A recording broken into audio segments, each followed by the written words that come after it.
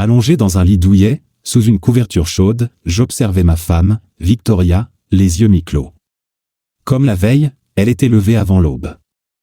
Dans la pénombre, vêtue seulement d'une robe fine qui dissimulait à peine ses charmes, elle ne cessait de me regarder, s'assurant visiblement que je dormais encore, tandis qu'elle fouillait dans l'armoire pour choisir une robe.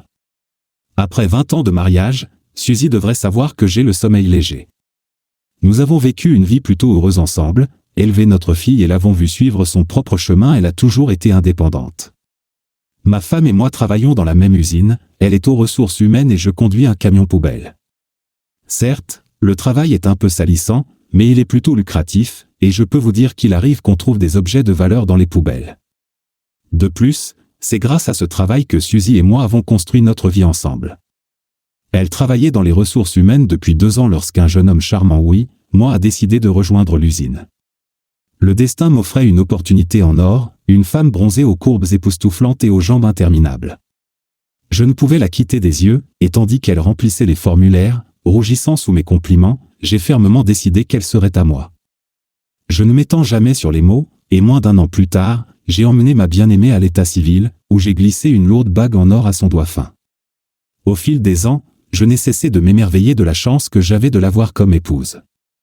Elle était douce au quotidien, mais sauvage comme une panthère dans les moments de passion, une combinaison rare, croyez-moi, et que j'avais suffisamment expérimenté avant le mariage pour connaître. Nous avons donc passé de nombreuses années ensemble, j'ai même commencé à perdre quelques cheveux blancs. Pendant tout ce temps, il ne m'avait jamais donné la moindre raison de douter de sa fidélité. Mais il semble que cette bénédiction ne m'ait été accordée que jusqu'à hier. Récemment, j'avais pris quelques jours de congé de l'usine pour réparer le toit qui fuyait de notre petite maison douillette, tandis que Suzy revenait tout juste de vacances en Égypte avec son ami, profitant encore de ses jours de congé. Vous vous demandez peut-être pourquoi je ne suis pas allé au resort moi-même. La réponse est simple, pour un homme, rien n'est plus agréable que de pêcher en bateau, en admirant le lever et le coucher du soleil. Ajoutez une gourde et du bacon frit, et vous obtenez la perfection. Laissez les autres rêver d'aventure à l'étranger, pour moi, c'est ça le bonheur. Cependant, Suzy revint du village transformée. Le soleil du sud et l'eau salée semblaient l'avoir influencée, elle était devenue encore plus affectueuse et joyeuse, ses yeux brillant d'une vive lueur. Naturellement, j'étais ravi de sa nouvelle énergie, espérant qu'elle durerait toujours. Mais hier matin, j'ai commencé à soupçonner que quelque chose clochait. Ma femme s'est éclipsée de la maison avant l'aube, vêtue d'une robe courte et élégante, plutôt audacieuse, qui dévoilait ses cuisses fermes, un look très inhabituel pour sa pudeur habituelle. J'ai fait semblant de dormir profondément. Suzy est revenue 1 heure plus tard, jetant un coup d'œil autour d'elle comme pour vérifier si je la regardais, s'est rapidement changée et est retournée se coucher. Toute la journée, j'ai peiné à lui demander directement où elle était partie à cette heure romantique, mais j'ai finalement décidé de jouer les détectives et de prendre le tricheur en flagrant délit. C'était évident, ma femme me trompait sans vergogne. Aujourd'hui, tandis que je feignais de dormir profondément, ma femme a enfilé des bas plutôt provocants sur ses jambes fines, suivies d'une jupe rouge moulante et d'un élégant chemisier blanc. Dans cette tenue, elle ressemblait plus à une institutrice vulgaire qu'à une épouse dévouée. Après un dernier regard prudent vers moi, Suzy a discrètement quitté la pièce en fermant la porte derrière elle.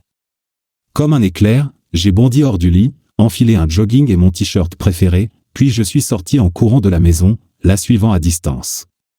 Talons hauts sur la tête, elle marchait fièrement dans la rue éclairée par la lune, les hanches déhanchées. Cachée derrière les buissons, je l'ai suivie, savourant déjà l'idée de faire entendre raison à son amant, puis de lui dire tout ce que je pensais. Bientôt, elle a quitté la route et est entrée dans un petit bosquet. Le chemin sinueux menait à une petite gare. Mais à ma connaissance, il n'y avait pas de train à cette heure-là. Alors, où allait ma femme? J'eus bientôt ma réponse. Elle s'approcha de la petite salle d'attente, où une seule fenêtre était éclairée, et frappa doucement de ses ongles vernis. Les yeux écarquillés d'incrédulité, je me cachai derrière un grand chêne tandis que Suzy franchissait la porte ouverte, qui se referma aussitôt derrière elle. Malgré leur rapidité, je pouvais encore voir qui lui avait ouvert, un homme grand et barbu en chemise bleue, c'était Michael, le chef de gare. Se scéléra. Et dire que je lui ai prêté ma tronçonneuse hier pour couper du bois. Je devrais le déchiqueter comme du bois de chauffage, me suis-je dit furieusement en me dirigeant vers le bâtiment, prête à exiger des explications des adultères. Mais en jetant un coup d'œil par la fenêtre, j'ai été choqué par la scène à l'intérieur. Cette brute faisait à ma femme des choses qu'on ne voit que dans les films pour adultes les plus explicites. Et puis, quelque chose en moi a craqué. Au lieu de faire irruption et de leur montrer où les écrevisses hibernent, je me suis retrouvé à regarder la scène et, honteusement, je l'avoue, j'ai adoré. En fait, sans savoir pourquoi, j'ai sorti mon téléphone et j'ai commencé à filmer. Au final, j'ai fait un magnifique film de près de 50 minutes. Dès que ma femme a commencé à s'habiller, j'ai couru à la maison à toute vitesse, ne voulant pas être découvert. De retour à la maison, je me suis vite effondré au lit, à peine capable de reprendre mon souffle non pas à cause de la course, je l'ai vite compris, mais à cause de quelque chose de plus profond. Puis, sur la table basse, j'ai vu le téléphone de ma femme. L'écran s'était allumé, avec une notification de nouveaux messages. Probablement son amant, la remerciant pour le plaisir, pensais-je en attrapant mon téléphone. Mais ce n'était pas Michael, c'était son ami de la sortie à la plage. Et dans leur message, j'ai découvert la vérité. Il s'avéra que Suzy souffrait depuis longtemps d'un manque d'attention masculine, même si j'avais essayé de maintenir un rythme qui aurait mis à rude épreuve n'importe quel jeune homme. Mais pour elle, ce n'était pas suffisant.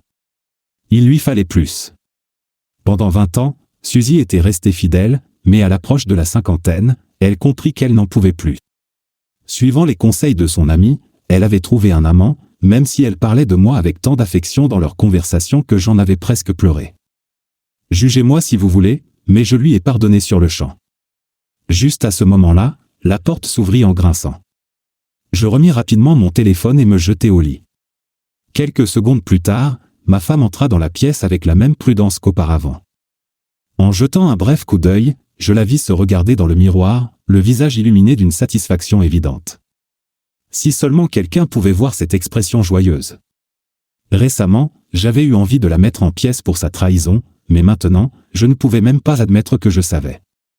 Tandis que Suzy enfilait sa chemise de nuit, je me maudissais, me disant que je devrais la chasser de la maison que j'avais construite de mes propres mains, l'humilier publiquement et demander le divorce. Mais je ne pouvais pas, c'était tout simplement impossible. À cet instant, je la désirais plus que jamais. Dès qu'elle s'est allongée, j'ai fait semblant de me réveiller et je me suis jeté sur elle comme un tigre sauvage et furieux. La pauvre n'avait aucune idée de ce qui se passait, et n'a probablement même pas eu le temps de s'en rendre compte, car je l'ai pratiquement forcée à revivre tout ce qu'elle venait de faire avec son amant. Étonnamment, ma femme accepta ces « jeux » avec enthousiasme, faisant preuve de sa vivacité habituelle.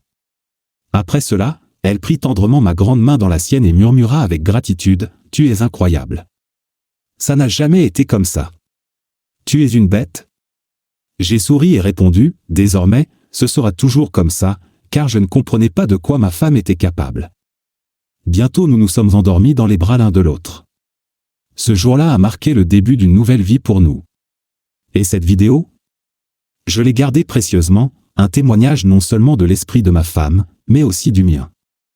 Ah, messieurs, soyez attentifs à vos femmes, et elles n'auront Dieu que pour vous.